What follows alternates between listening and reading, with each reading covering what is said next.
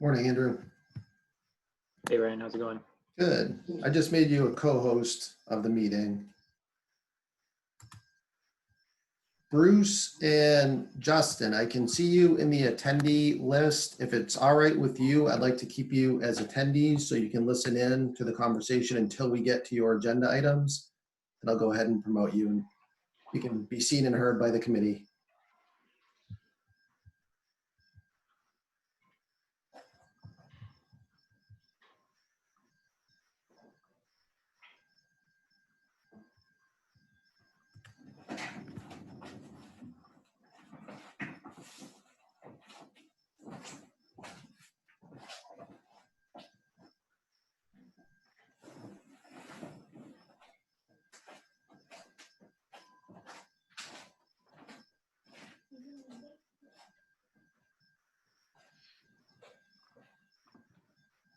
Good morning. Good morning. Hello. Hi, Hope. Hi. Where are we finding you on this fine fall morning? Here in Maine in my dining room. Excellent. Hey, Matt. Hey, good morning. I feel like it's been like an age. Yes, ma'am. Of course, we're just about to roll into fall, and it will feel like the summer even was like a blip. Yep, it will be. Oh, There's orientation at school. It was weird dropping kids off. Oh, really? They started orientation today? Yeah. Oh, college students or No, high school. high school? Wow. yeah. I brought Dax for his first day this morning. Also, Wow.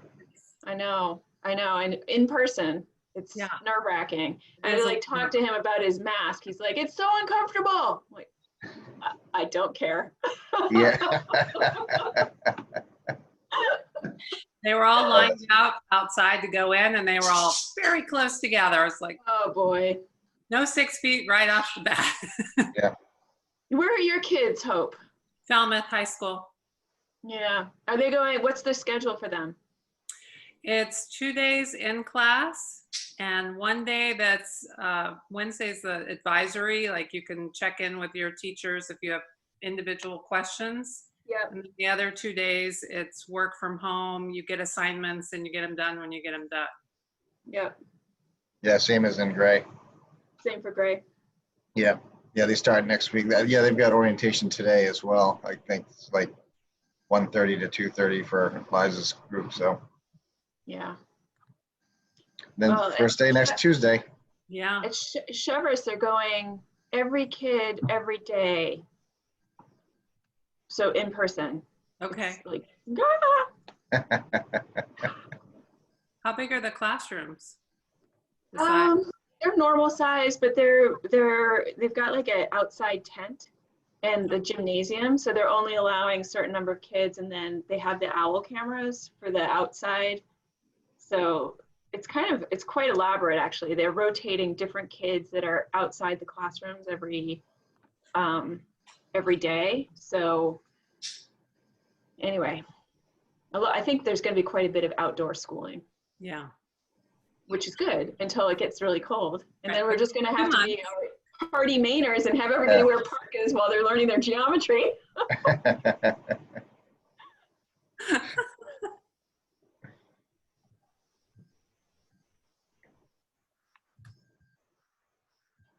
Morning, Jen.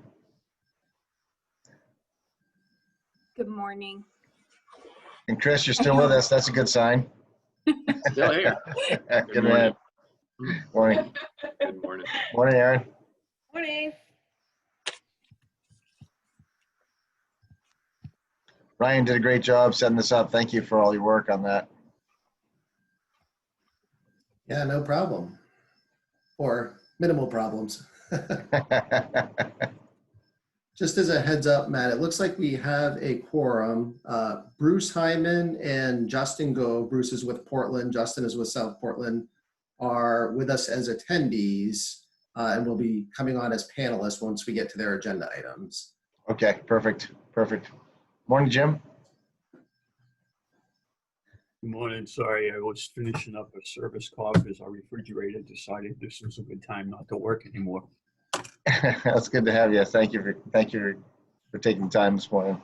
Might as well, we'll get us started then. First, I'd like to say welcome to everybody. Thank you for taking time out of your busy day to do yet another Zoom meeting. So thank you for your work and your time. I appreciate it. We've got a pretty good agenda here today to work through, and staff has been really busy making hay since we last met. So we have quite a bit of deliverables today. So thank you for your efforts there. Next item we'll get on to is public comment. Do we have any visitors from the public who'd like to make comment? If so, you can use the raise your hand option, and then Ryan will activate you and we'll receive your comment.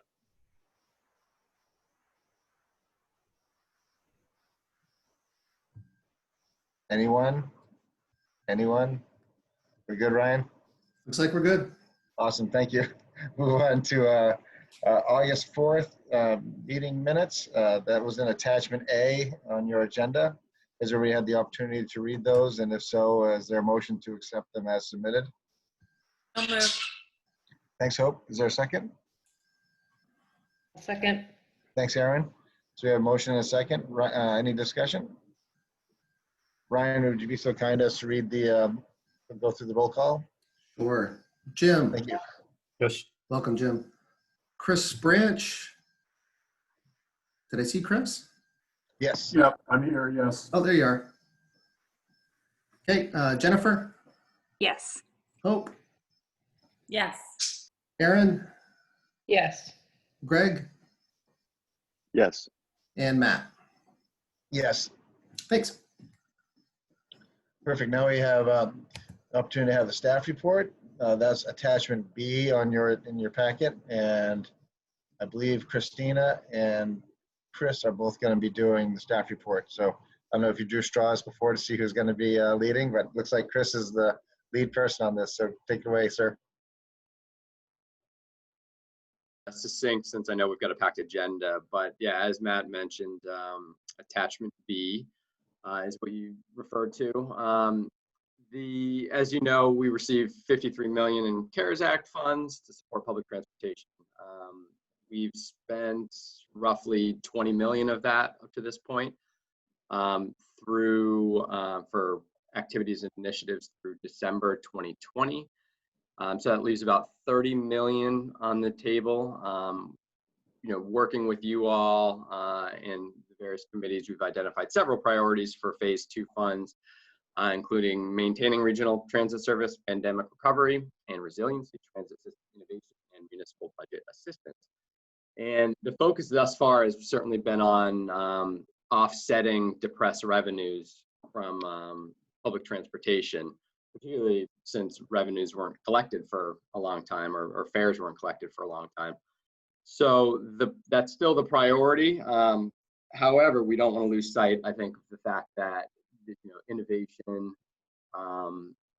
and technology are some other ways to drive transit ridership moving forward. And I think folks on this committee, Hope and Jim and Matt and Greg, have all stressed the importance of that as well.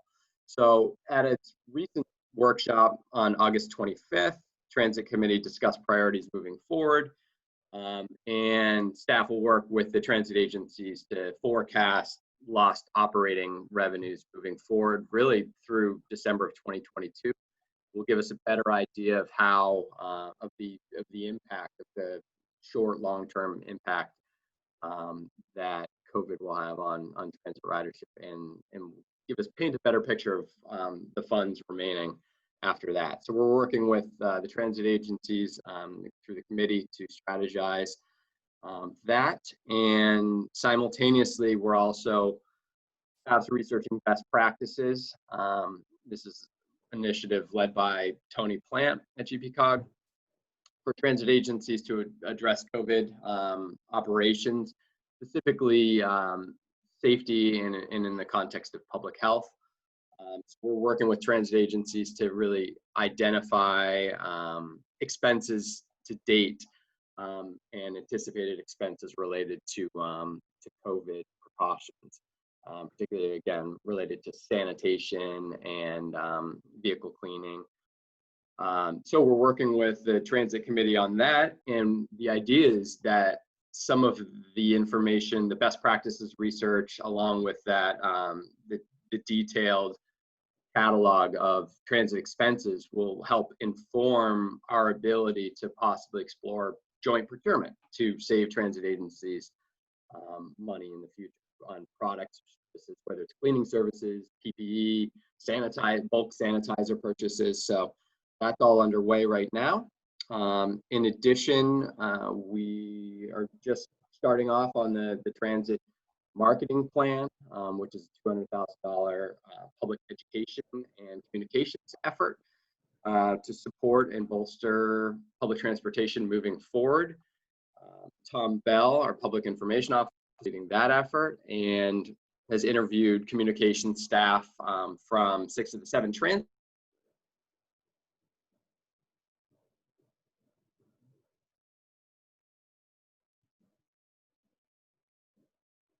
applications for that position, and that it's anticipated that that staff member will be really instrumental in this effort as well. So we plan to issue an RFQ or RFP for some consultant assistance moving forward, and we're developing a budget and a bit more of a detailed scope in the meantime. So that's all I have. Oh, and then there's one other thing on there, shovel-ready projects. This is an effort to help us stay ahead of the game and be prepared should there be future stimulus package or future funding initiatives, particularly at the federal level. And oftentimes with these federal funding packages, you really need to have your ducks in a row and have plans or studies that are, or projects that are pretty close to shovel ready, and we don't necessarily have that list just kind of waiting in the wings. So we're working on developing that list and cultivating that list, working with municipalities to get a better idea of potential projects. So we did reach out to municipalities and got a list of projects, and those are listed here. Arundel, Biddeford, Cape Elizabeth, Freeport, Portland, Westbrook, Wyndham all submitted projects. Whether those projects would be competitive or not for federal funding probably depends on the type of federal funds. Probably not so competitive for Tiger, which is now called Build, should that program come back to life this fall or next year.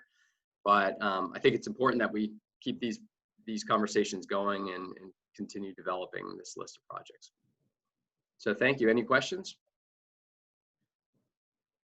Thanks, Chris. Any questions for Chris on any of the subjects that he covered? Oh. I just wanted to check in and see if Falmouth responded at all, because I see they're not on here. Not to my knowledge, Hope, but anyone else on staff? Ryan, do you know? Elizabeth? I don't. Well, Elizabeth is joining us. She could probably speak to that. Yeah, I didn't receive anything from Falmouth. And just so you all are aware, we're in transition with a number of staff members. So when reaching out to us, if you can make sure that Nathan is included in any communication, because I think for a little while, we're gonna have different people doing different things. And so he's the best person to make sure everybody knows what's going on. Thanks, Hope. And I think the intent too is that this will be a rolling list as we initiate the long-range transportation plan this fall. That will also hopefully include a list of unfunded priority projects that can kind of go into this hopper and be developed over the course of the future should funding become available. Sure. Thanks, Chris. Any other additional questions for Chris? Christina, do you have any follow-up from that, or are you good? Okay, thank you. Just want to make sure. Next, we have the Unified Planning Work Program, also known as the UPWP, update regarding coronavirus aid, relief, and economic security, also known as the CARES Act Phase 2 Public Transportation Planning. And Ryan, would you be so kind as to update us as to where we are here? Sure. Thanks for dealing with the hard part, Matt, of getting the acronyms out of the way. So Chris talked a little bit about our CARES Act Phase 2 funding. request and approval, which was approved at the Executive Committee's August 4th meeting. So we do need to take one more step. We've been advised by Maine DOT and FTA that we need to take another step to get the planning elements of that phase 2 allocation into our UPWP, our Unified Planning Work Program. So again, these amounts are listed in your packet. This was already approved by the Executive Committee at the last meeting in August. The action requested by the committee today is simply to approve staff to include these amounts into our UPWP. Perfect. Any questions for Ryan on that, or is there a motion to, let's see, sorry, authorize staff to incorporate the CARES Act tasks as described above into the PACTS 2020-2021 UPWP? So moved. Thank you, Hope. Is there a second? Second. Thanks, Chris. Any further discussion? Seeing none, Ryan, would you be so kind as to call the roll? Sure. Jim, Yes. Chris Branch, Yes. Jennifer, Yes. Hope. Yes. I see your thumbs up, and there's the verbal. So, Aaron, Yes. Greg, Yes. and Matt. Yes. Thank you. Thank you, Ryan. Thank you all. Next we have are this year's MPI projects, Municipal Partnership Initiative for 21. So there's a listing there of the different projects that are being brought forward for this year. And let's see, I believe this is Elizabeth's baby. Yes, Elizabeth, would you be so kind as to introduce this item for us? Sure. Thank you. So part of PACTS policy is to allocate $400,000 to each subregion. And so you can see here the different subregions and the projects that they submitted.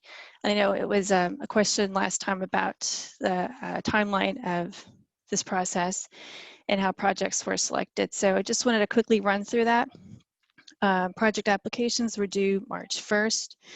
At March 10th, we presented to the tech committee all of the submissions. One of those submissions was Cape Elizabeth asking for extra funding for an existing project. That particular scenario is not something that we've done in the past. It's not something that's in our policy. The technical committee decided to table that decision until April. And at that time in March, we also found that the Western subregion had not found projects for all of their funding.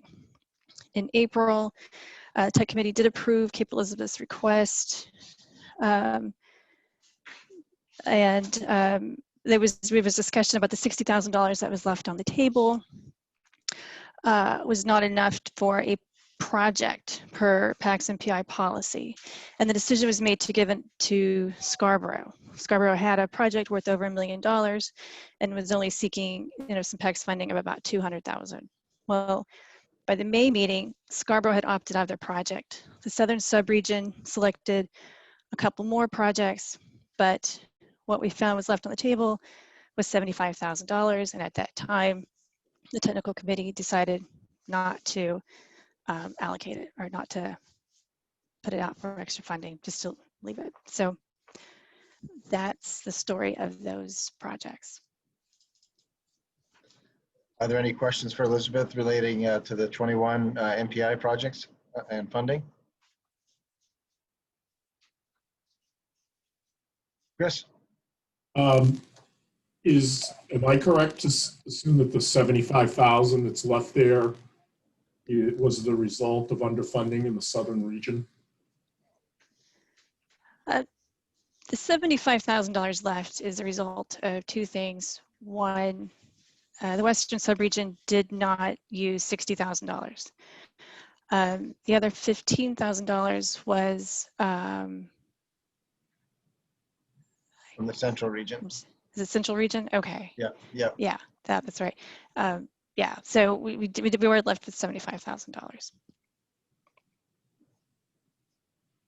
I would think it might be appropriate to ask if there are any additional projects that need a $75,000 match as part of the MPI? And use Uh, that. All right, so this was put out to the technical committee, you know, in the agendas, in the minutes. The technical committee didn't have any other projects for this money. Well, I know Portland can find a project which would require a $75,000 match pretty quickly, and I assume there are other municipalities that could do the same thing.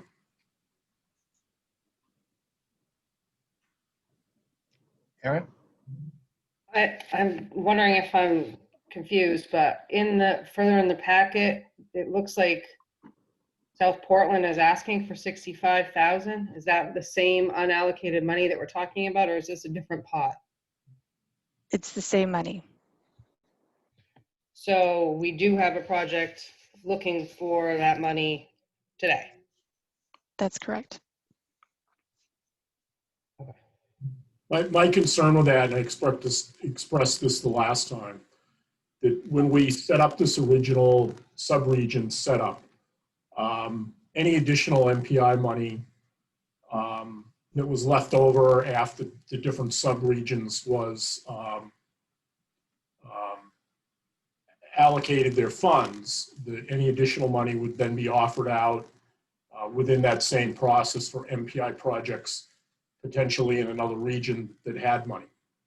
I'm sure that, as example, in the central region between South Portland, Portland, Cape Elizabeth, we could find, and I assume this is true in the other subregions, a heck of a lot more projects very quickly to spend that money. I've just, as I said earlier, in regards to the South Portland project, I have no problem giving them the 20%, but I do have an issue with allocating MPI money that didn't follow the process that we originally outlined when we went through this setup with the $400,000 to the subregions.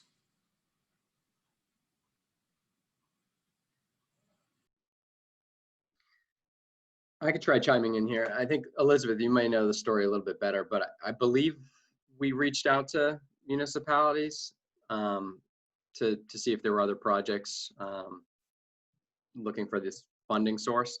I don't think we heard anything. Elizabeth, is that right?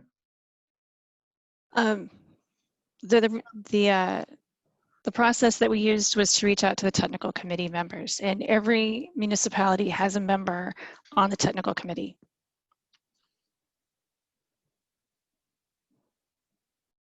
So Chris B, I think this is, you know, we talked about this at the last meeting, that we did go through that process to offer the money back out, and we didn't have any takers. And what Aaron pointed out on the agenda is there is now a taker, but it's in a future agenda item.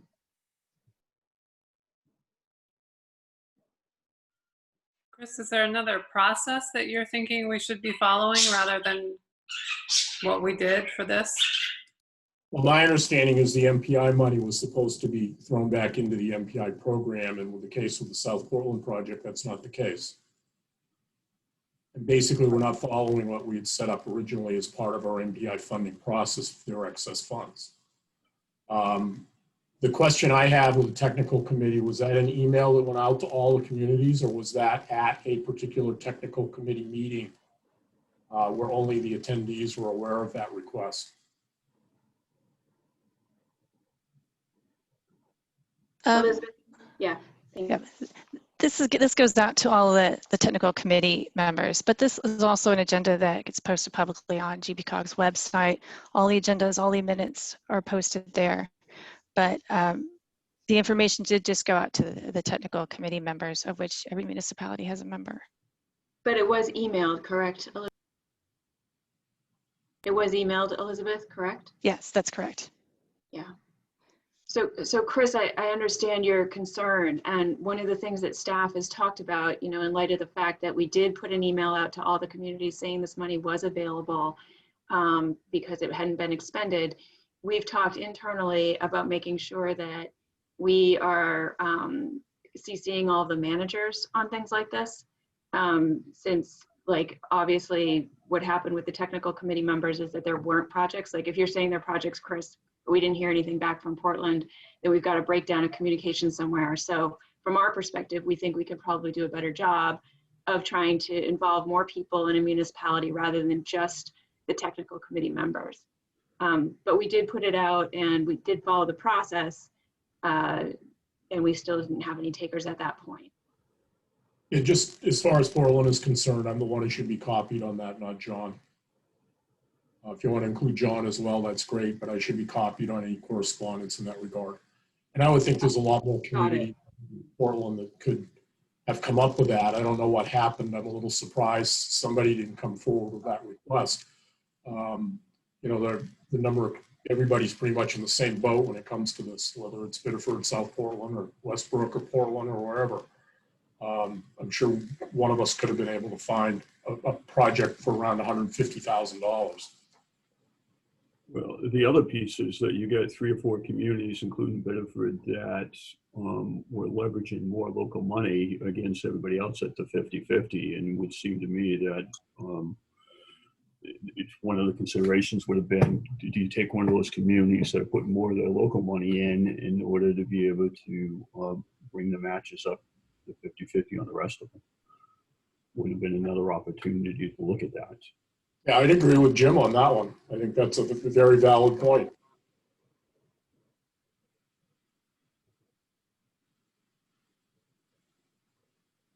So what's the feeling of the board then? I mean, at this point, it's kind of listening to staff. It seems like what was tried to be accomplished was to follow the policies and procedures as we had established, and you know, they did their, you know, tried to do their work to do it, and then the municipal representatives on the technical committee didn't, you know, either they didn't share the information or didn't have anything identified that was going to speak for that funding, leaving that lying fallow. And if that was the case, you know, without the opportunity to at least send it to South Portland later in the agenda, that money would have just laid fallow and not be used this year if we'd followed the regular procedures, because nothing was identified to the committee at that time. So, I mean, is this something that we want to do on a going forward motion and say, okay, you know, for next year we want to do this, and this year we'll allocate that money to South Portland and get the project funded that we have later in the agenda? Or is this where you want to say we need to put the brakes on and go back and see if we want to re-poll the members of the you know, of the subregions to see if there is something, and then reevaluating those projects based on merit and trying to determine how you want to allocate the funds? Yeah, I don't think, Matt, from my perspective, that this is one of these issues where anybody's finding fault with anybody on staff. It's just, it's one of these, when it comes time to allocate out the dollars, beating our heads into the ground that money is available would be really helpful. It's because, you know, again, I mean, this is, I used the analogy last time, the whack-a-mole is we're trying to figure all this stuff out, and it just, you know, we need like one of those there's cash available for dummies sort of email or something, you know, to sort of help us out, because you know there are very few people that really understand all this, and you know, so I mean, shame on us for not speaking up and saying, listen, if nobody has it, we'd like to be able to have that match up a little higher. I'll have a discussion with Tom, but it is what it is, right?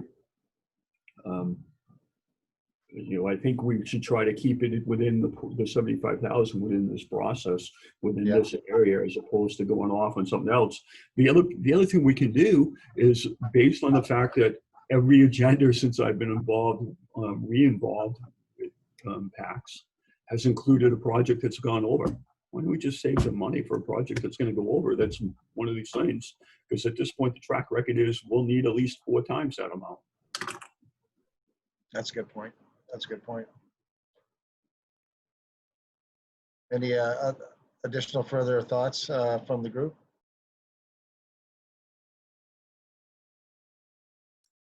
My initial thought, and I'm sorry I haven't really worked through this and what it might mean, but it seems to me that we would want to have as many projects going as possible. And so I like the idea that it went to the committee come forward with anything. And then we've got South Portland with a project that we can help. So there is an additional project that we can help move forward. I'm with you on that, Hope, as well. I mean, because I think, maybe part of it could have been, this hopefully is an atypical year. Knocking on wood thoroughly to make sure, but other times when we would have got together physically, we may have, some of those opportunities might have popped into our heads or been more forethought than other times when we're in a 3-inch box to try to have these conversations. Things may resonate more when you're in a meeting than they may other, and I would take it as a takeaway. But I'm in agreement with Hope as far as, I think we should approve what we have currently allocated for MPI for this year, and then we can address the item number 7 when we get there as well. But I think South Portland tried to do the best they could as well, and if no one stepped up to grab the extra funds or the remaining funds, not extra but surplus, I think we tried to follow the process as best as we could. So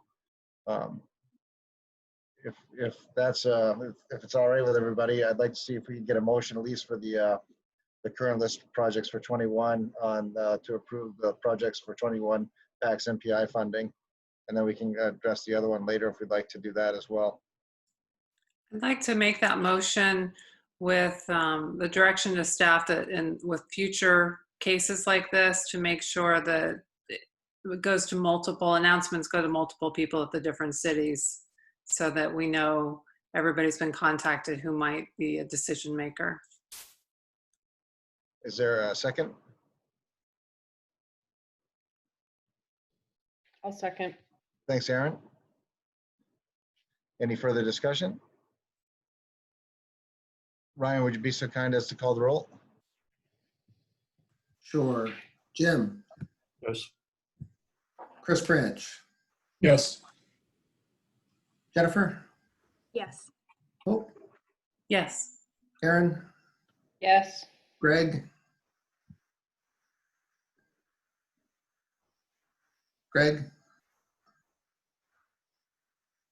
well, I'll skip him for now. Matt? Yes. Sorry, Ryan. That's a yes on Greg. Yeah, okay, thanks, Greg. That's everybody. Thank you very much. Good discussion, and I think good points to go forward with. The next item we have is the PACTS 2022 collector paving program. And Elizabeth, you're our featured performer here for the next few minutes. So would you like to go through this item for us, please?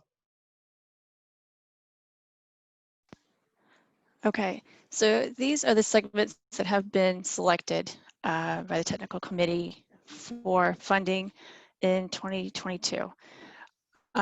What we have, the green boxes that are highlighted are those that are can move forward with the money available, but we did also select a backup, Riverside Street, in case something happens and one of these projects drops out. It was something that the technical committee decided that was important. Now, you'll see that the total amount we have here is a little bit more than the collector paving allocation of $2.198 million. So we have two things that we're asking the executive committee to do today is, one, approve this list, but also approve the ability to use some funds, if needed, from the holding one. One thing I would like to also mention is this year we have went out with Maine DOT and these cities to look at these roads to make sure that our cost estimates are a little better than they have been in the past. In the past, cost estimates were just developed by strictly the the area of the roadway. So this could, this also looks at things like the ADA improvements, any other guardrail issues, slope issues that may be present on a roadway. So, these cost estimates are subject to change. At this point, we don't anticipate that they're going to change, by very much. But over the last 2 years, because of the nature of, projects, we have not used every single dollar allocated to collector paving, leaving over $46,000 for the 2021 program and over $30,000 in the 2020 program to get us that $77,295. So what we are asking is the chance just to use some of that extra, money that was left over in years prior to fund any small overages so that we can get just one more project funded. Elizabeth, have these projects all gone out to bid already? No, these are just potential candidates that would Okay. be in the 2022 program. Oh, okay, sorry, I missed that. I read it, but it didn't resonate. I apologize. I was just thinking about it's just interesting to watch this year because we've got our Scott Dyer Road final paving layer going on next week. And looking at we had our anticipated cost for that final layer was more than what we had anticipated originally. And I just wonder if there's profiteering, but it's just me as a manager and being a little short-armed and deep-pocketed, just saying, hey, I thought the asphalt prices were down due to the linked to the barrel of oil cost, and that our tonnages were X amount. But I just kind of wondered about that, what the heck was going on, and if these were safe numbers or if we needed to hold that money in case we did get overages. Chris? Yeah, do you know what your price per ton was for that paving? I could look it up. I'll look it up while we're sitting here. But I can. It'll take me a moment to grab that. I just got to grab the Laray's email. Yeah, my guess is that it may have had something to do with the timing of the work because they're busy now, so they're going to jack their prices. Yeah. We just went out with a bid for marginal way with the work's going to get done next year. And we found the prices on that we actually came in below budget by about 10%, and also found that the unit prices were much more in line where we think they should be than they have been previously. So it's Awesome. probably tied into work demand. Yeah, I think it was bid back in the spring, so I think that's why we got those numbers that we did then. Yeah, the prices Awesome. were higher back then than they are now, is what we're Good, finding okay. for next year. Oh, thanks. Any other questions for Elizabeth outside of my own musings?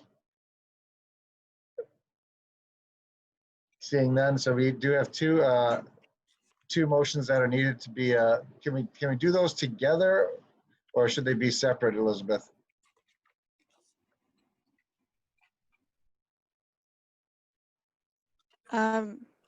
You can do them together. So is there a motion there then to approve the project selection scenario above, as well as approve covering an overage using the holding win up to 77,000 with the understanding that prices identified today are subject to change between this executive committee meeting and the completion of the ongoing field reviews? So moved. Thank you, Hope. Make it easy when you read it out for me. That's my stated goal. Thanks. So is there a second? Second. Thank you, Chris. Any further discussion? Ryan, would you be so kind as to call the roll, please? Yes. Jim's preemptively voting yes. So yes from Jim. Thank you. Chris Branch, Yes. Jennifer, Yes. Hope, Yes. Aaron, Yes. Greg, Yes. and Matt. Yes. Thanks. Let's see here.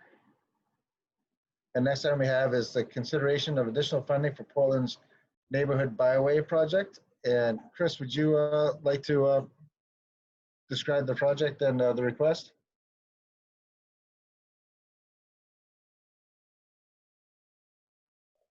You're on mute, sir. Sorry. Bruce Simon said he was going to be in as a participant on this. I don't know if anybody can bring him in. He has much better background on this than I do. If we can't, then I can do it. Yep, he's here, Chris. I'm promoting him to panelist now, so he should be Awesome. putting this on screen momentarily. Thank you.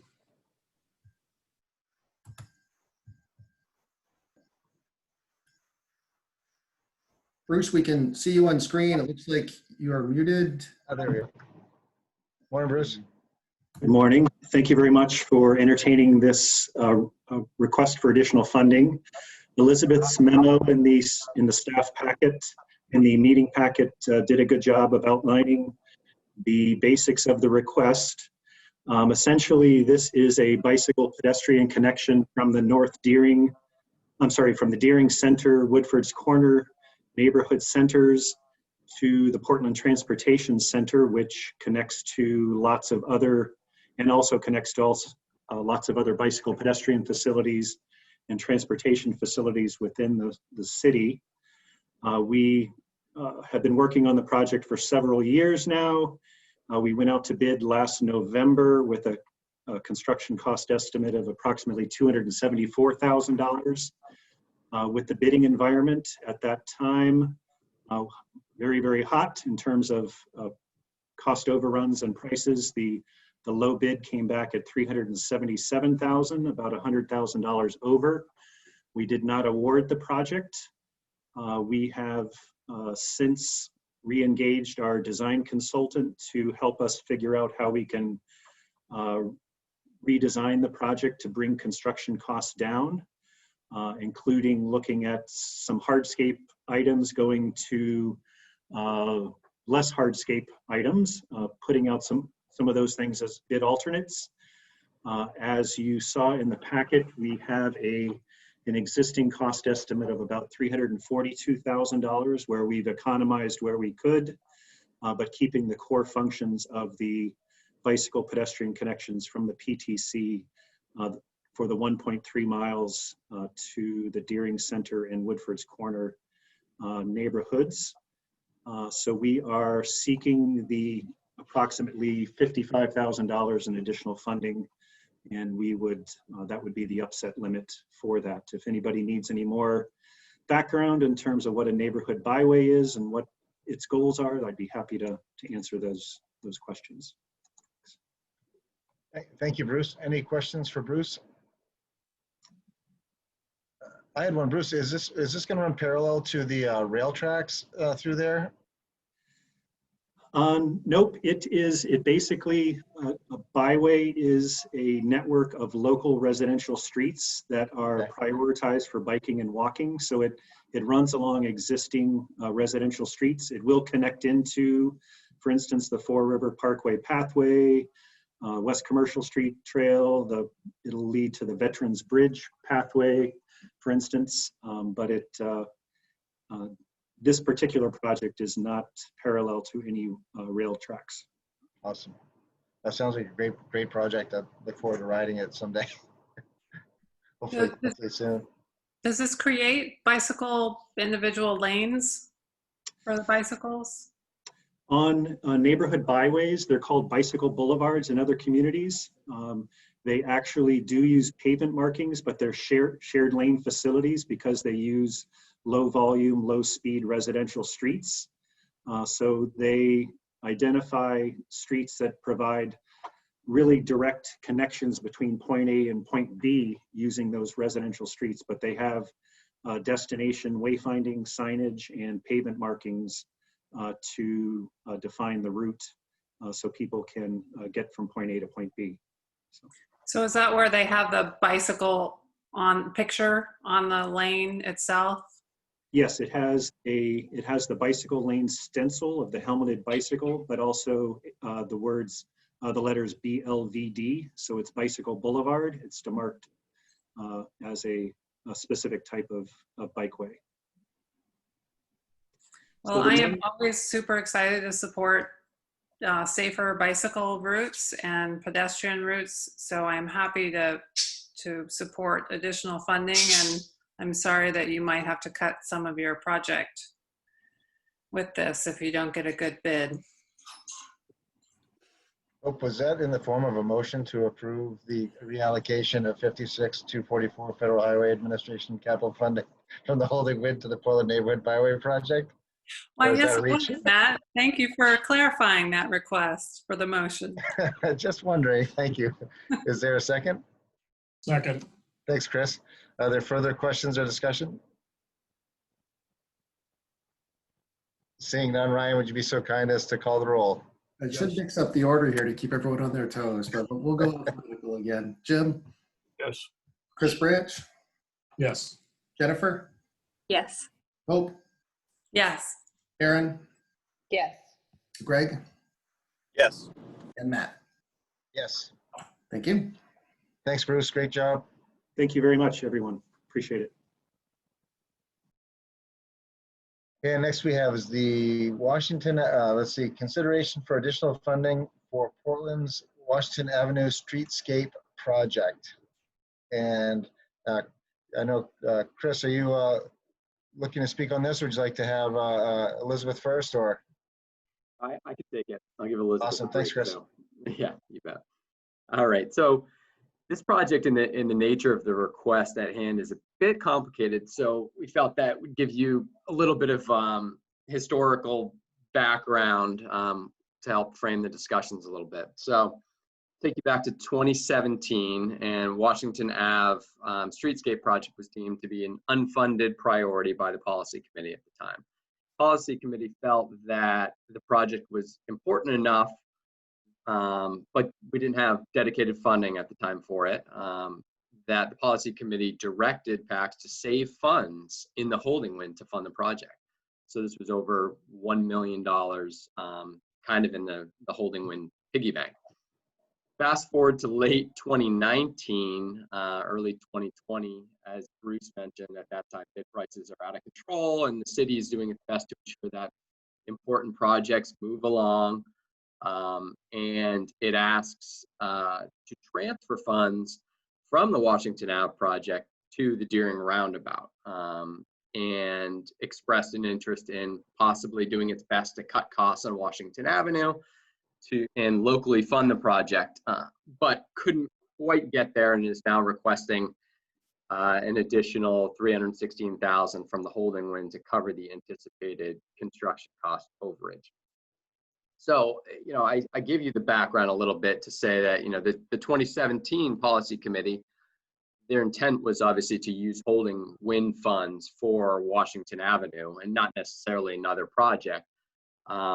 But obviously the complicated kind of nature of this meandering funding stream, may stress, and I think this is mentioned in the agenda write-up, may stress the need to reevaluate holding wind policies in general, to make them a little less whimsical and ensure that these funds are used as intended moving forward. Because we understand that priorities change and unforeseen costs arise, but at the end of the day, hopefully whether it's holding wind funds or other funds, we want to ensure that we're funding, a great regional project and not necessarily, creating a framework where funds can be shifted back and forth. I think it complicates things, and certainly was confusing for me as a new member to GPCOG. So so we're asking for your input on this. As I said, it was deemed to be an important project back in 2017, and there's no reason to think that it's still not an important project. So in front of you is a proposal to reallocate funding from the holding wind to cover the overages for the Washington Avenue Streetscape project. Any questions regarding the project for Chris, Elizabeth, or Chris Branch? Do you have anything you'd like to add in addition to what Chris Chop had teed up? Yeah, I think Chris did a good job with this. I will say that this, and I think he discussed it, came up at the technical committee, and the technical committee as a group recommended that Portland submit the request to the policy committee. It was kind of initiated out of that discussion at technical, not directly from Portland. So at the technical committee's request, we rewrote the letter and submitted it to Elizabeth for consideration, and we're here today. Our original intent was to try to use some MPI money to help defray the costs, but we're not going to be able to get that money any earlier than 22 if then. And this project, we're hoping to move forward for construction for next year, so the time frame didn't work as well. We did add some additional, we'll be adding potentially some additional as part of our estimated costs, some community development block grant money, some additional city funding from some of our infrastructure accounts, and most likely some from our CIP process. Thanks, Chris. Hope, you have a question? Yeah, I'm wondering, thinking about this staff report and the last staff report, if it's possible when there are pictures available of the project to add them in. I'm really a visual learner, and it helps me to have that visual idea of what we're voting on. And if there are changes that already there are pictures drawing up what those changes might be, that would be really helpful to understand. I'm kind of a geek about this stuff and was excitedly telling my kids as I was reading about it, and they're like, oh, is there a picture? And I thought, oh yeah, you know, there isn't a picture for me to show them or think about myself of what these projects are going to be. So that's my request when possible. I don't want to overburden you with trying to come up with photos, sketches, but if they are available, to add them. Completely agree. I had the same. I was scrolling through as well. I was like, oh, this looked really cool for this one and the prior one as well. So trying to get that. So for future reference, I think if we do have it, I think that'd be great to have. Christina's and Chris are thumbs up, so that's a good sign. There are other questions regarding the project? So that being, seeing no further comment, is there a motion to approve the reallocation of $316,000 Federal Highway Administration capital funding from the holding wind to the Portland Washington Avenue Streetscape project? So moved. Oh, thanks, Jim. Is there a second? Second. Thank you, Hope. Any further discussion? Ryan, would you please call the roll? Jim, Yes. Chris Branch, Yes. Jennifer, Yes. Hope, Yes. Aaron, Yes. Greg, Yes. and Matt. Yes. Thanks. Thank you. Now, moving on, this is, we spoke about this briefly earlier. Hey, Chris, yes, sorry. Yeah. How much money do we actually have in the holding wind? I've heard different numbers. I just want to get before the actions we took today, how much was in the holding wind approximately? I've heard numbers between 600,000 and over $1 million. Elizabeth, do you have that handy? I do, and it should have been included in the packet. It's $1.4 million, but only $1.2 million is available for use, as we have to leave some remainder in the holding wind. It's on page 49 of our agenda. Thanks, Aaron. Thanks, Elizabeth. If we're good, Chris, do you have any follow-up you'd like on that? Are you good? All right, thanks. Thanks, just making sure. Next item we have is the additional funding for South Portland's Route 77 Signals project. And this is, as we spoke about earlier, with $65,000, $65,900 coming from the remaining 75 that we had left over from the MPI from this year. And let's see, sorry. Elizabeth, would you like to discuss this this request? Although we talked about it a bit earlier as well. We did talk about it earlier, and at the previous executive committee meeting where an extra 20% was approved for this project. And we have Justin Grove here from South Portland who have given the opportunity to also talk about it. So I want to just hand it over to him. Awesome. Thanks, Elizabeth. Justin, good morning. Thanks for joining us. Good morning. Thanks for having me. Pleasure to be here. I think folks are probably familiar with the project as this is the second agenda it's come up on, but just to reiterate, fundamentally the project is a widening of the lanes coming off the Casco Bay Bridge to increase the queuing for right-hand turns and to make a connection to the bike lane onto the Greenbelt Path. So it's really a regional transportation project to minimize congestion along the Broadway corridor, specifically there coming off the Casco Bay Bridge. There's also pedestrian safety improvements at the next two intersections down Broadway at Ocean and Cottage. The project actually goes beyond my tenure at the city of South Portland. It was originally conceived in 2014. It was a project that was spearheaded by PACTS, no longer with the city. In 2017, the construction estimate for it was somewhere in the ballpark of $375,000. As of early June, we received an update from DOT that construction estimate was about 45% low.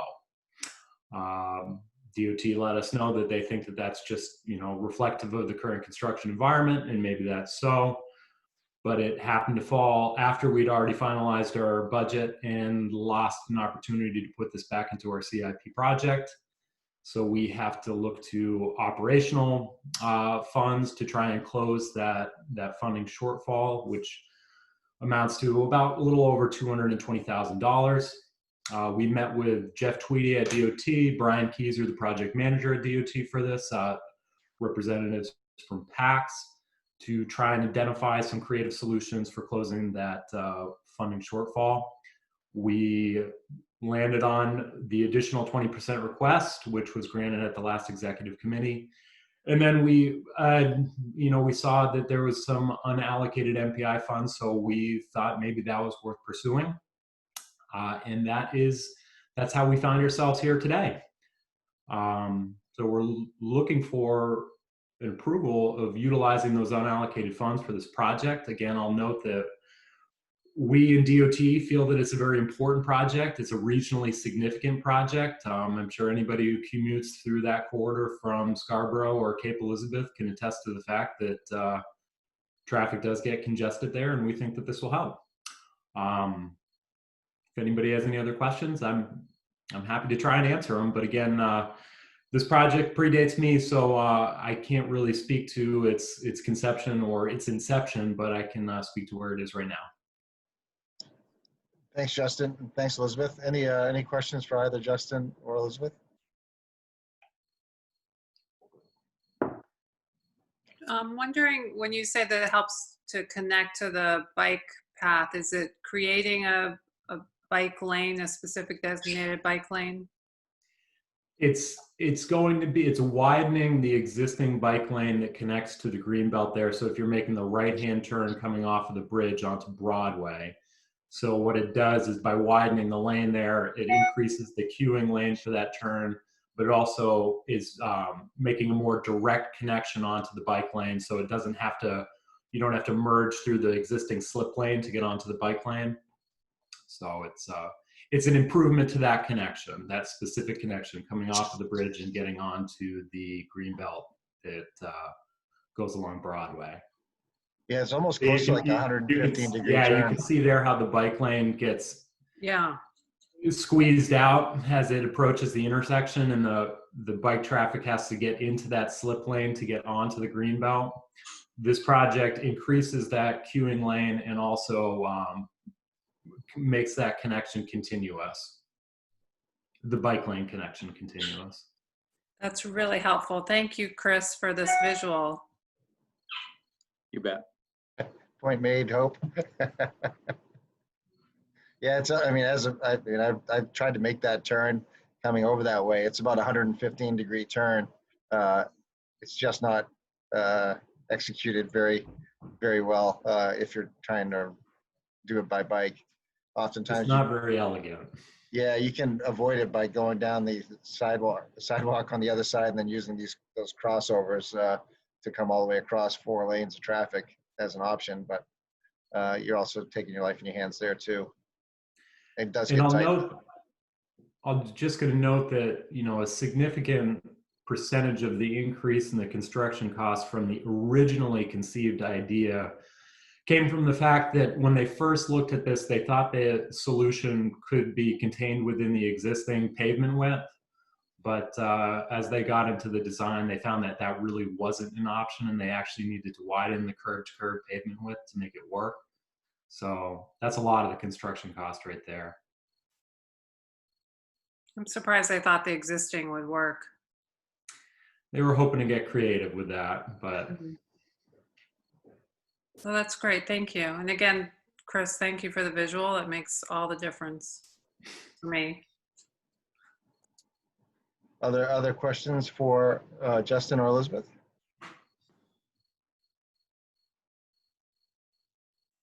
No. I think I'm seeing none. And so is there a motion then to approve the allocation of up to $65,900 of 2021 PACTS MPI funding to the South Portland Route 77 Signals Project? So moved. Thank you, Hope. Is there a second?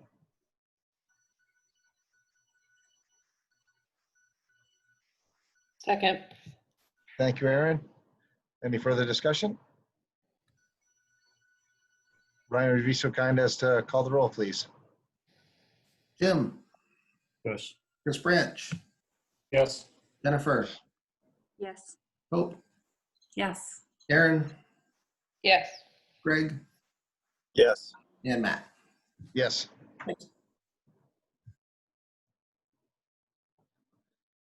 And next item we have is an update on the PACTS Committee's task force recommendations. And I think Christina is going to get the ball rolling on this discussion. Then thanks to Justin for checking in with us. Thanks, Matt. We had hoped to have somebody from the task force present, so I'm going to try to do the stand-in, but we may have some other people that want to weigh in as we go through this. So this agenda item has its genesis 2 years ago when we were doing the PACTS reforms. And one of the reforms was to take a fresh look at the committee structure. We started that process. We got some guidance from the executive and policy committees, recognizing that in this last year, we had 70 PACTS meetings, and we're a very small region to have that many meetings. The consequence of that is that a lot of money is spent on staffing committees that could be spent towards actually doing transportation work. And the other consequence is kind of member fatigue and confusion, just like what we heard with the technical committee earlier and the information not getting out to the people that needed to get the information. Because we have many people from each municipality that's involved. And so we took a look at best practices to see what other regions do for organizing their committee structure. Most of them have a governing body and what they call a technical committee. It's not the same as our technical committee. The technical committee that other regions have is something that looks at the regional transportation network, multimodal in nature, and is composed mostly of professional staff from the member municipalities, and of course the DOTs, the MTAs, the other kinds of members, where they provide information on whether these projects are good and how to allocate the money. It's advisory in nature, and then it goes to the governing board for approval, which is very similar to how our technical committee, our transit committee, and our planning committee committees all function. So we brought together a task force that you guys appointed. We provided you a brief update at the last meeting in August of where that task force was headed, and then we finalized those recommendations with the task force since we saw you. And so basically what we found, and there's a lot of information in your packet about what we found on best practices. Usually there's not a separate planning committee. Usually there's not a separate transit committee. Most decisions are in a technical committee, and then there's some ad hoc committees to deal with specific things that are happening at a specific time. So what the task force developed was basically a 2-committee structure for PACTS. We'd have one governing committee. So instead of having executive and policy, right now executive and policy make up 12 meetings a year. We would just have a policy committee that would do 12 meetings a year. And it would be advised every month with a monthly meeting by this advisory group. We're calling the Regional Transportation Advisory Council, I think, or board. And that would be composed of different members of municipal staff primarily.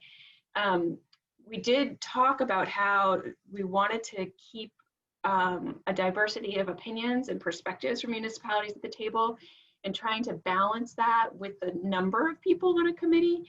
So the structure that the task force came up with, which I thought was really creative, was to have each sub-region choose a representative from each municipality, but have a requirement that there has to be at least one municipal manager, at least one public works director, and at least one planner.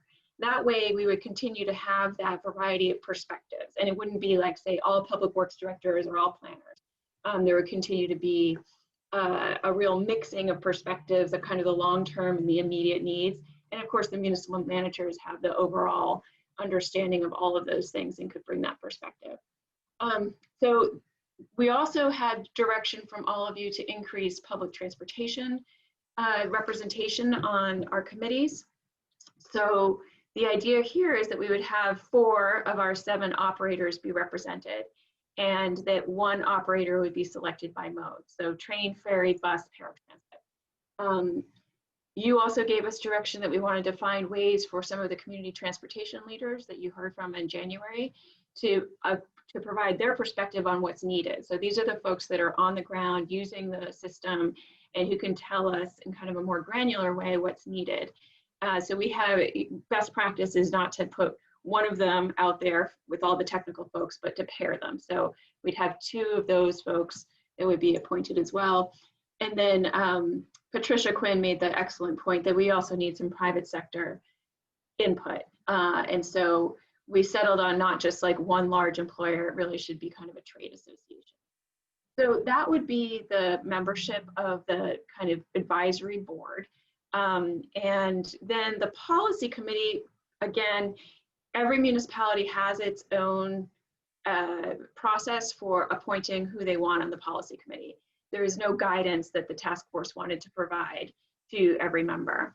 The only thing that we've kind of committed ourselves to is to try to increase elected representation. So for example, on this committee, we have Hope and Sarah Tracy as our elected officials. We want to make sure that we continue to have some elected official participation, since they are very close to constituent needs and typically bring a different perspective than professional staff. So, you know, there would be nothing to prohibit an elected official from serving on the advisory board, but we'd really encourage municipalities to think hard about appointing elected officials to the policy committee alongside their professional staff. And I think that that's it. I mean, I think that the proposed structure would reduce the number of meetings to 24, standing meetings to 24 a year, so from 70 to 24. But that's probably too stark a way of saying it, because there would still need to be some work that would happen in ad hoc committees. So for example, we had the CARES transit funds come in. That's something that would have needed, you know, its own group to look at and then report to kind of the technical committee or this regional transportation advisory board, and then it would go to the policy committee for final approval. Or when we're doing the funding framework or the long range plan, there may still need to be standing committees that deal with specific things in the moment. Collector roads is another good example. But instead of having it be a standing committee, we would just convene that group of people to do the specific task at hand. And those appointments would reside with the policy committee. So I'll stop there just to see if people have questions about what the policy, about what the task force recommendations were. We wanted to bring this to the executive committee before it goes to the policy committee to incorporate your input. The policy committee, of course, is imbued with the authority of making any changes to committee structure, but we wanted to get your input first. Christina, if you don't mind, I'd like to, if folks don't mind, I'd like to jump in first. Please. Just looking at the numbers on both of them, 27 and then up to 38 members. What are you going to need to get a quorum? Well, that's an excellent point, Matt. And these are large committees, and we're not sure how they will work. I mean, our policy committee right now is really large, and most, you know, in practice, we don't have that many people that attend, right? So for example, I think Portland has 7 policy committee members, and maybe 1 or 2, or sometimes 3, Chris Branch, correct me if I'm wrong, would attend, but it's very rare that we would have all 7. I think what we want to do, we made a bylaws change this past spring, you may recall, and we changed the bylaws requirements on quorum to not be linked to municipal participation, but to member participation. We may want to change, again, the quorum requirements to make sure that we have, you know, that we're not like handcuffing ourselves. So we may want it to be attached to, say, our kind of what I would call kind of the core members right now, which are our municipalities, Maine DOT, MTA. We may want to do that.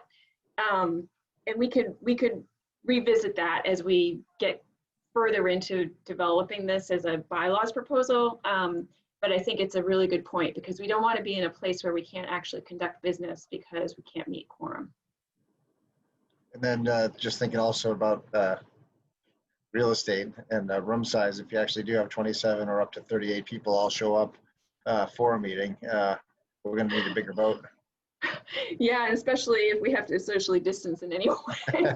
We need the entire building.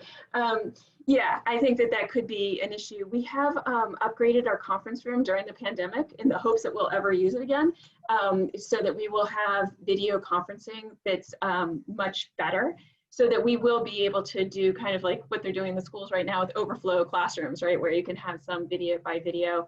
That capacity of that room is actually 49 people. So there shouldn't be a problem with these committee numbers if we're back to normal, being able to, you know, sit next to one another. Perfect. Jim, you look like you have a question. Well, I'm just thinking back to my experiences on the PACTS Policy Committee in the late 90s, and it was, quite frankly, a little bit of a disaster. It was back when we were meeting pretty much on a monthly basis. It was the larger group. We were constantly having challenges trying to get people to be there. And, you know, the sort of the rule was you all had to go all the time in order to be there when the cash was doled out. And if you didn't show up during all the other meetings, then the people that showed up made sure that no matter what the technical committee came up with, you sort of didn't get much of the pie. And it was miserable and painful, and I feel like it's sort of heading in that direction again.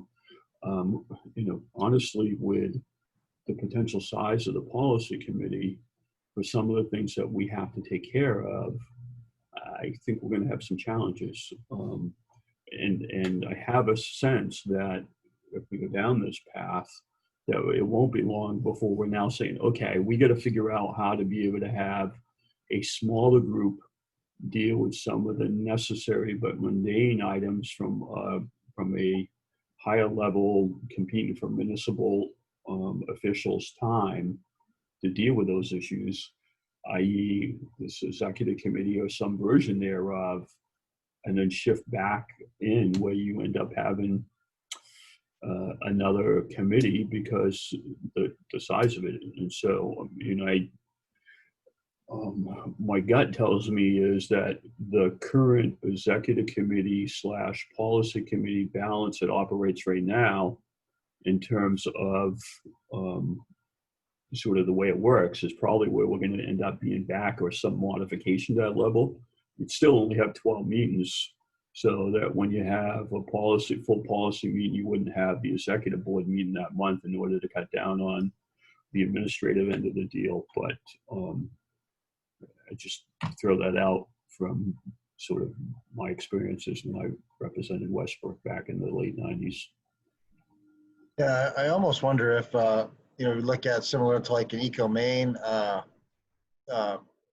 allocation where you could have subregions, and then the subregions could choose the person who'd be the representative from that subregion. So you'd have, you know, let's say 4 or 5 towns in one subregion or what have you, and then they could have one person who would go on to the policy committee as their representative, and it would probably be the person that didn't make it to the meeting that day that would get appointed to do that. But that could be an opportunity, you know, like Eco-Maine has that, like by your different regions, this is your voting member and this is your alternate member or what have you.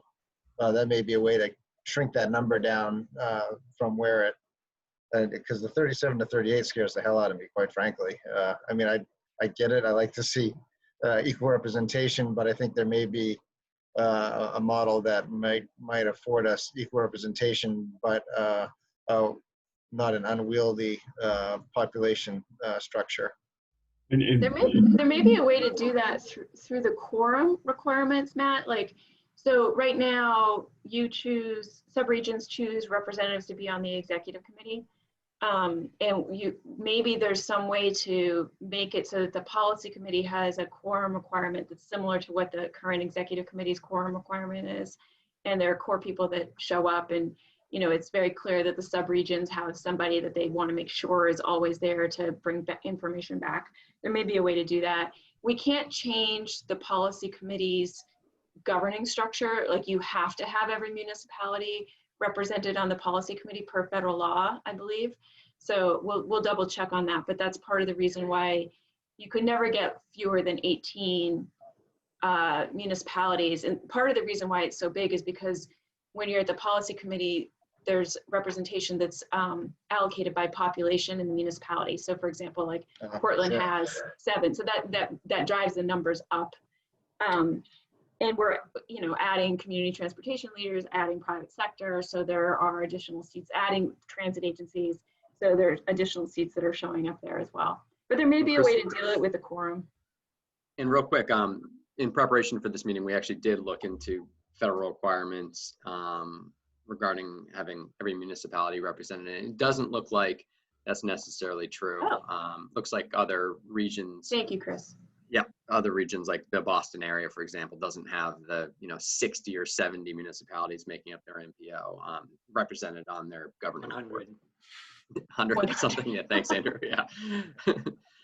And we sort of have Hope and then Jim. Thanks, Chris. Christina, what do you think about the idea of keeping the executive and policy committees, but alternating the months that they meet? I think that that's very possible, Hope. You know, one of the things about the bylaws is that the policy committee and executive committee have different responsibilities. And there's this, probably some of you on this call know the origins of this. There's a very convoluted appeals process in there. Jim Bennett, you might know what that's all about. But if you read the bylaws, it's pretty confusing about what the division of responsibility is between the executive and the policy. So I think we might, if we decide to do something like that, Hope, I would recommend that we take a hard look at that and see if we can make the responsibilities more similar so that the executive committee can act in the same way as the policy committee so that we can take the actions that we need on a more regular basis.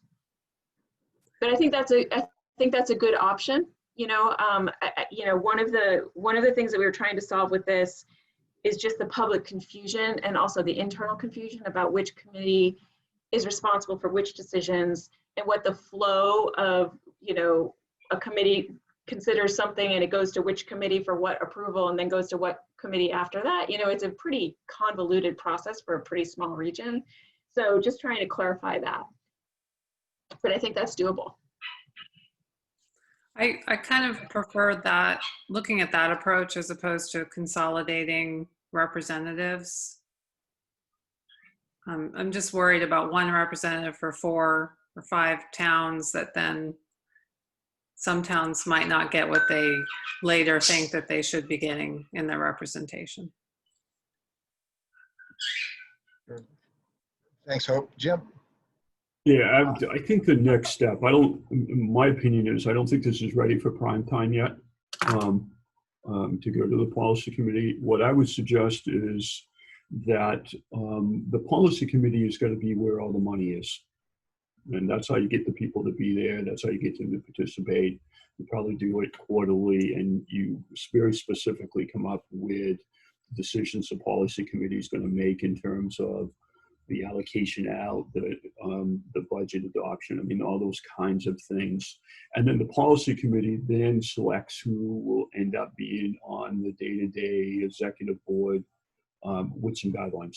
But, you know, that may be a process, but the policy committee would vote on who would deal with the off months, or if we're going to do it quarterly with the policy, and has very defined authority around what kinds of things are going to be hammered out and dealt with, the kinds of things that most people are not going to want to show up every month for. As much as some people might find all this stuff exciting and fantastic and wonderful when you're competing for, like in Biddeford, our city councilors get $100 a month. You know, trying to compete for that kind of attention for some of these items is unlikely in order to get them involved. I think you're going to lose elected official participation, and it's going to be more staff driven if you have this additional demand on the monthly end of it generally, and put all the issues there.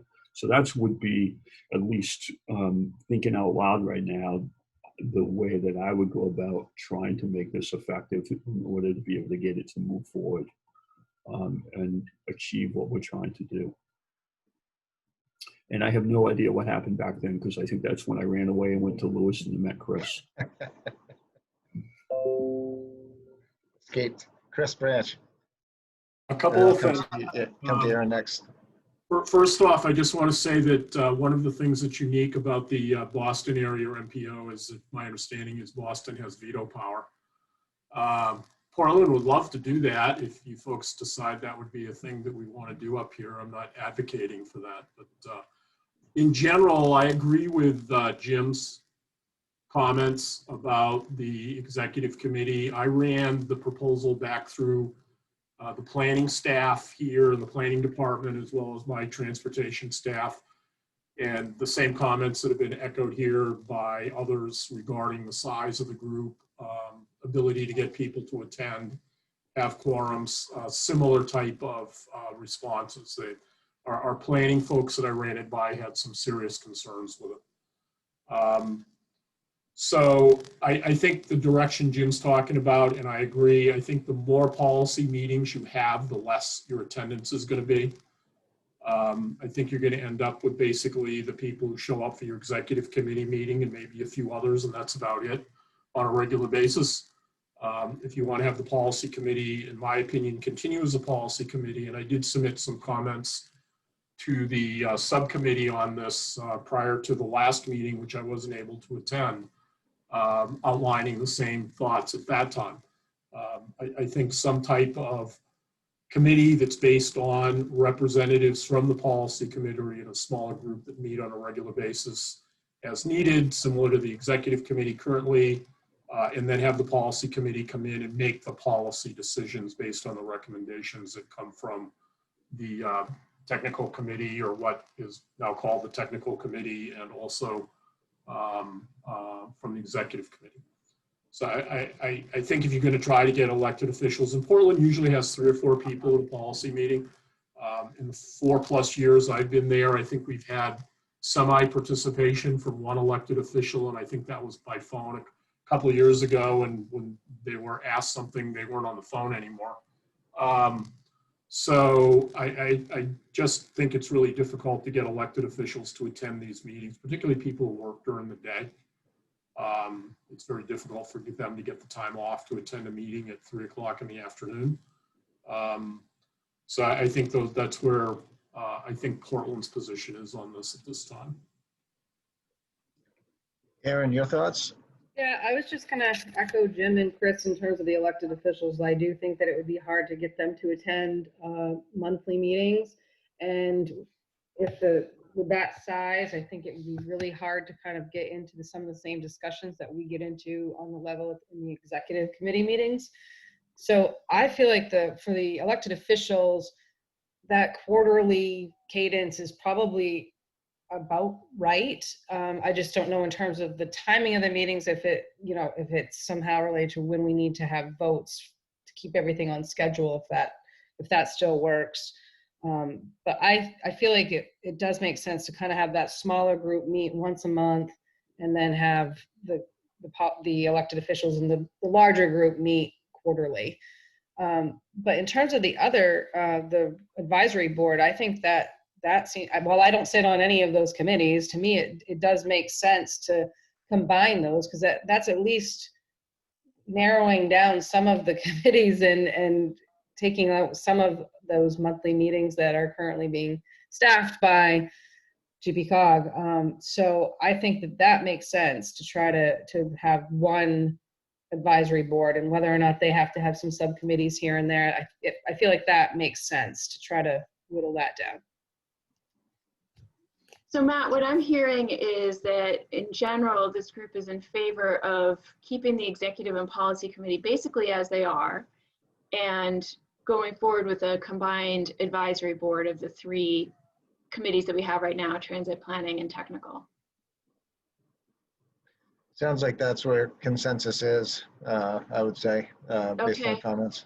The one Jim? other thing, and maybe Jim, you can help answer this, is that I'd like us, if we move forward with that as kind of the basic structure, I'd like staff to have the opportunity to kind of come back to you with some potential changes in what the division of responsibility is between the executive and policy, so that we can get more clarity. So I think it was Chris Branch, you said, we really want the policy committee to focus on the policy. And Jim, you said it'd be really good if the policy committee allocated the funding. I think what in practicality will happen is that the executive committee will allocate the funding mostly, like you did today. You allocated like $4 million today. Because of the deadlines that we have to face, particularly for Maine Dot, we can't handle those on a quarterly basis. So I think we just need to be very explicit that the executive committee would be empowered to do that. And that the policy committee, we'd engage more on like, where do you want the regional transportation system to go in the future? You know, and how do you want to allocate the funding and kind of keep it at that higher level? Yeah, you know, obviously I'm haven't got all the rules figured out based on how things have changed since I was here back when I was a young dinosaur. But we used to only have 1 or 2 big meetings a year where there was cash involved, back in the late 90s, and everybody showed up for that. And then the rest of the time there was these project ran over, we need to shift money here, you know, we need to take care of some title federal requirements and adopt some policies, that kind of stuff.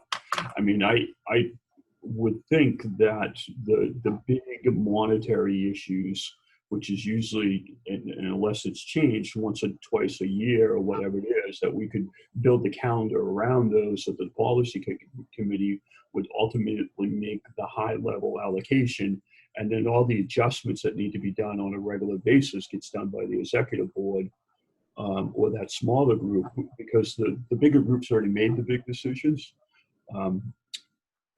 What I would say, Christina, is that I think that what you have here is a strong recommendation, at least my opinion, to be able to go back and sort of figure out how to make this flow from a workflow work better between the two groups.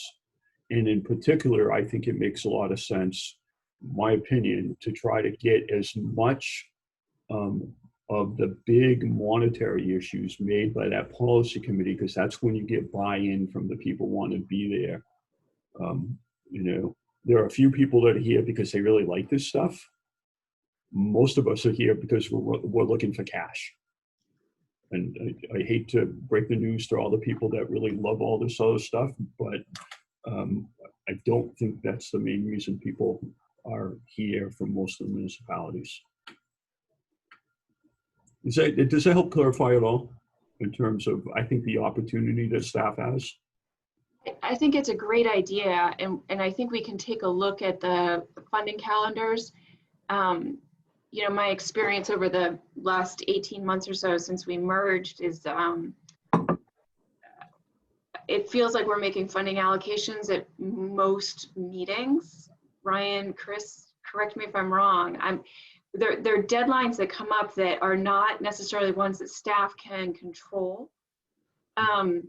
It doesn't mean, Jim, that we can't take a look at the calendar and see if we can align policy committee meetings with a funding calendar, but I'm not sure that we can control it, but we should take a look. And Chris and Ryan, maybe we can dig down. You know, on the transit calendar, there is a very set flow, and it has to do with when FTA opens the doors for cash. And so we do have kind of a calendar of decisions that we've used in the past for transit. On the FHWA side, it feels a lot more like, I don't know why it is, but it feels like we constantly have to find ways to allocate funding just about every meeting or so. So we'll dig in, Jim. I think it's a really great idea, and if we can operationalize it, I think we should. I think it also gives you freedom.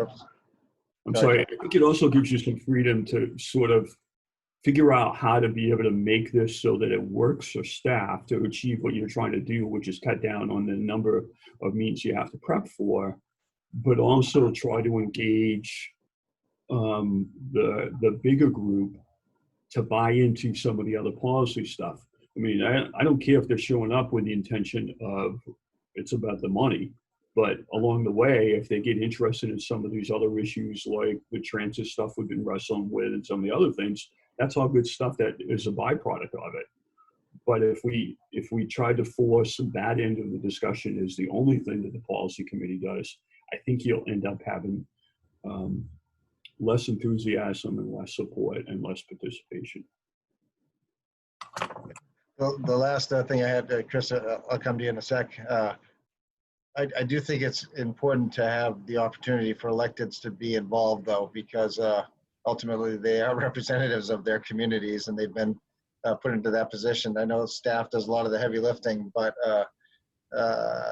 you know, the electeds will be driving the priorities for communities that they live in, and that then flows down to staff. And but we need to keep that connection as well, where we can maintain it. So it's a delicate balance, I understand, but you know, we do have Hope's been hitting home runs for us here now for a couple of years, and I mean, we're very happy to have her excellent skill structure with us, and so you can't overlook the fact that, you know, she is an elected as well and does a hell of a job for us. So and we have had them in the past, so we need to provide that opportunity for them to be involved, because ultimately many of us serve at the will and pleasure of the electeds in our communities. So I know it's kind of a funny way to get around it, but I do think we need to have that opportunity there. Chris, sorry, I'll come back to you now. That's fine. I was just going to say, I think you could define what the executive committee does. For example, the 20% additional funding that we did. I mean, that's something that the executive committee ought to be able to do. For example, the policy committee can approve the money for the MPI program on an annual basis, the $1.6 million or $2 million. And then as far as what the projects actually are that get approved for funding, I mean, that could be done at the executive committee.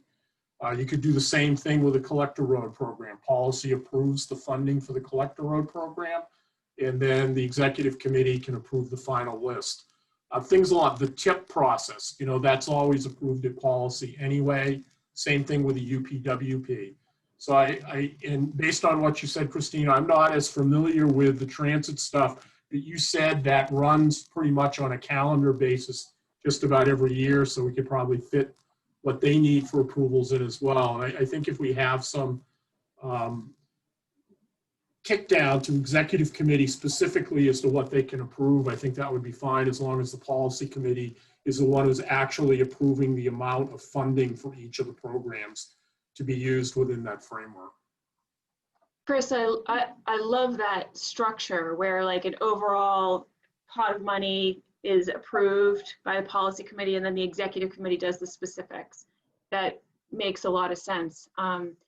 So, you know, I think what we'll do is before the next policy committee, we'll refine this based on your input here and probably get to trying to tackle this workflow, like decision calendar idea that Jim B brought up, and maybe try to define a little bit more precisely what would be the policy committee's decision area and what would be in the executive committees. I mean, this has been very helpful. And we'll also go the next step too on kind of making some, putting forward some thoughts about how to make sure we have quorum. I think we made good progress in the last bylaws update, but we'll put that forward for you also at the policy committee, so you guys can get, you know, as granular as we need to see whether the details in this proposal will work for you. Awesome, thanks, Christina. So let's say Christina, Chris, and Ryan got a heavy lift, but it looks like we got some information to move forward with. If that's incorrect, let me know. But I want to thank everybody for getting through that, what I thought was probably going to be the meat of the structure today too. So thanks for that. Just a quick question. Are we going to see the redraft before it goes to policy? I mean, I'm a little confused about. We could do that if you wanted to come back to executive. I think we have one more executive committee. Correct me if I'm wrong, Ryan. Do we have one more executive committee before the next policy? We do. Executive meets on October 6th. Policy is October 22nd. Yeah, it's up to you whether you want it to come back. I Yeah, if we think could, it I would, think that'd be great. I think it Okay. would be helpful to have us feel really comfortable that what the recommendation is going forward, so that you would have some advocates that would be in the room saying, this is how we got where we are. The committee looked at it. We did a little Great. bit more squeezing to try to make it a little bit better, and this is why we're on board with it. That'd be great. Yeah, and we might actually ask one of you to present it to the policy committee, which would be great. So thank you, Jim. We'll bring it back at the next one. Before we close this out, Matt, I just wanted to make sure that there were no comments on the proposed representation, because we have some new seats that are added, to these, and I just want to confirm that everybody's okay with that. In terms of transit committee members, transit agency members, community transportation leaders, and private sector trade association representation. You're thinking Everybody- more on the transportation advisory board, right? On both, actually. On both, okay. Yeah, and they don't have to be the same people. And again, like, we don't want people to have meeting fatigue if they're meeting, multiple times a month. And maybe the executive committee doesn't have those stakeholders. When we bring the proposal back to you, we'll think that through about whether there are, community transportation leaders that become part of the executive committee or not.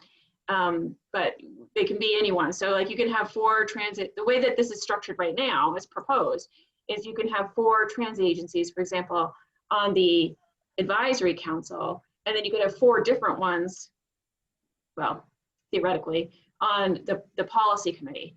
Probably wouldn't work that way because it's modally based, but but you could have different actual people appointed to one than another, even though it's the same category. Yeah, I think it's important to keep, I guess I'll summarize by saying I'm in favor of that approach. I think it's good to have folks who actually, stakeholders who actually have skin in the game would be a good way to at least keep exploring that as an option. Great. For all of this stuff, I think it would be good to make sure that we include a year check-in to see how things are going.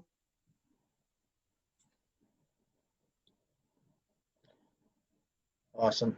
Thank you, everybody, for that. That was very productive conversation, to say the least. The last item we have is, let's see, it's the, scrolling down, Paving Issues Working Group. And Elizabeth, would you begin this conversation for us? Right. Thank you. Yeah. What has happened the past several years is that our allocation, from Maine DOT has not changed. Meanwhile, construction costs, as we all know, keep continuing to climb. And one of the things that came out of a report produced by VHB analyzing our collector paving program is that we have a funding gap, $4.9 million per year. Obviously there's only so many things that we can do about this. Getting more money isn't always, it's a great solution, but it's not necessarily something that's feasible. What we want to do is to really explore our collector paving program, our policies. At the present time, we don't have a lot of information written regarding policies. This has been kind of a sticky point for some municipalities, especially in tech committee and when we try to pick collector paving projects. So what we are asking the executive committee to do is to appoint a subcommittee to further explore collector paving policies.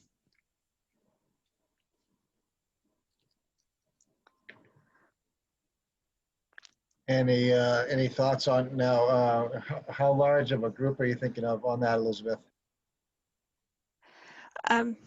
40 or so? I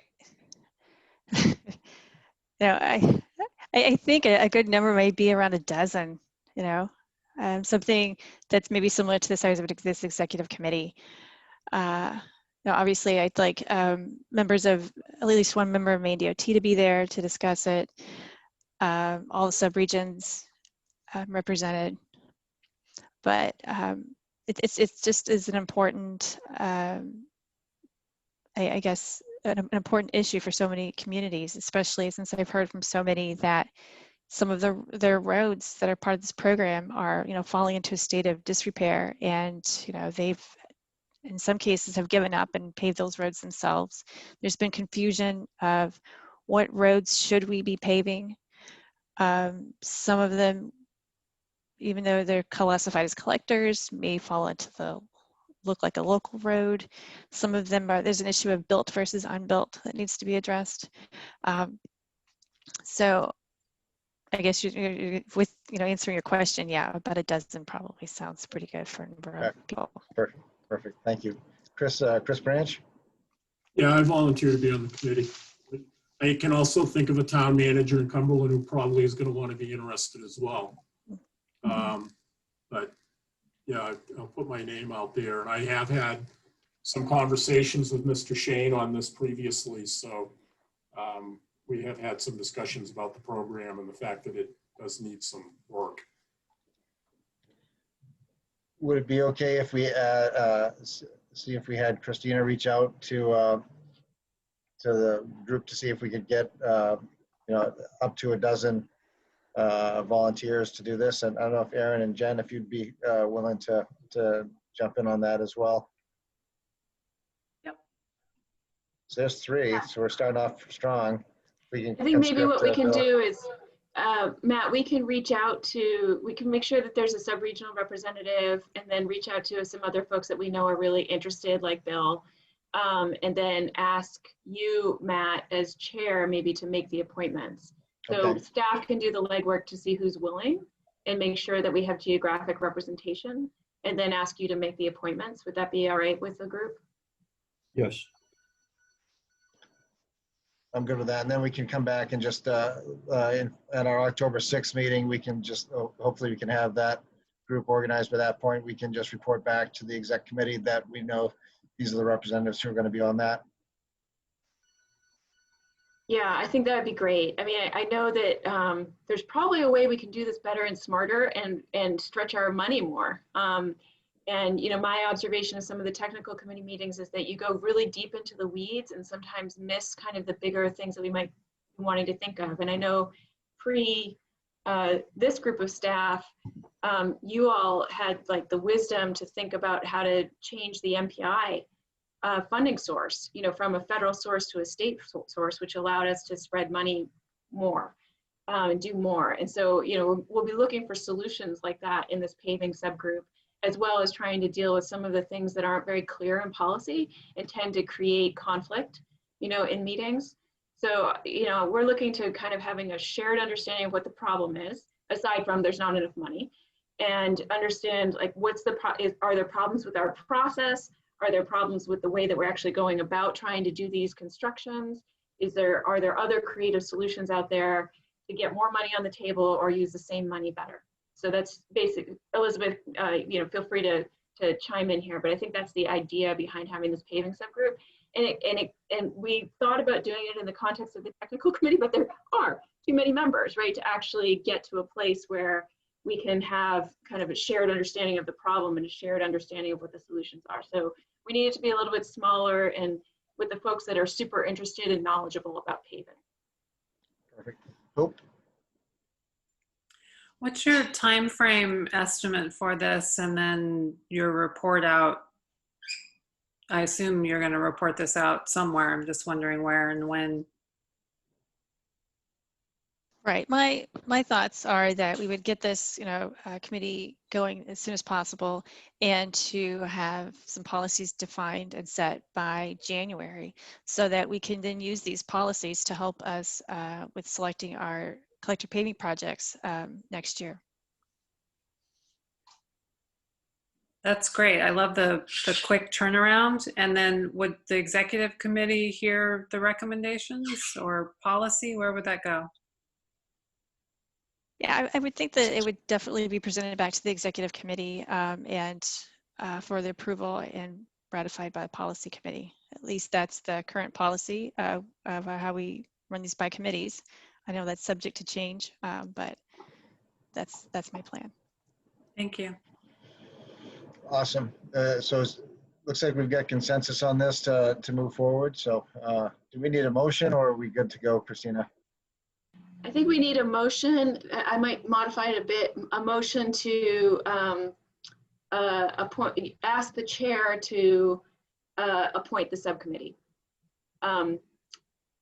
So instead of appoint a subcommittee, have the chair appoint the subcommittee, and that way we can get going right away. Okay. So Is there a moved. motion? Thank you, Hope. Is there a second? Second. Thank you, Chris. Any further discussion? Ryan, would you be so kind as to call the roll, please? And one last time. Jim, Yes.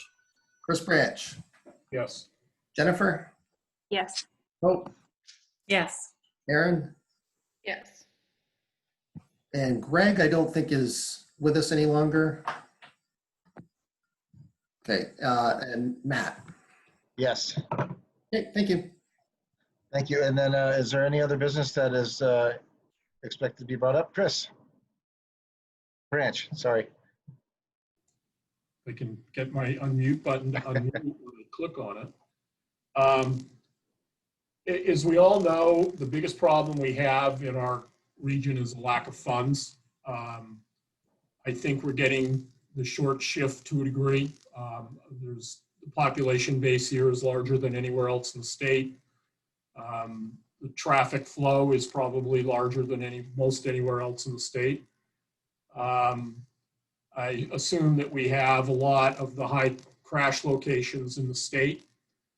I think that this organization needs to take a leadership role to develop the statistics, including the amount of money that DOT pumps into the region that's not part of the PACTS funding process, to take a look to see how we are doing on a region or a statewide basis. And if the information we come up with is what I think we all think it is, then I think we need to make a case at that point to the DOT that they need to adjust some of their funding and also reach out to our state level elected officials and probably the other elected officials as well to start to advocate for additional funding to come into this region. And I assume this fits across the board. I mean, I deal primarily with roads, so sidewalks, the amount of money that is being allocated for multimodal projects from DOT is not all that great.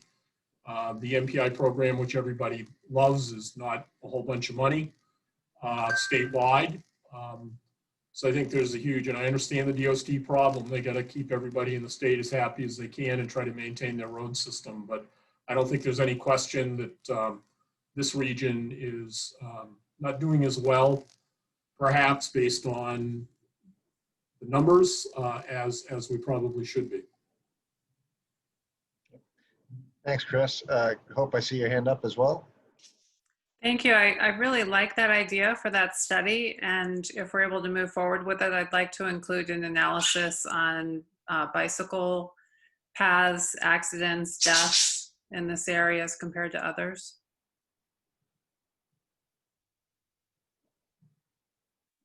Yep, no, I think that's great. I agree with Chris as well. If we can have some quantifiable data, I think we have a much more legitimate foundation to build off from versus our anecdotal approach. So I think that'd be great to have that as well. And you know, constant theme today is I agree with Hope as well as a cyclist and a runner.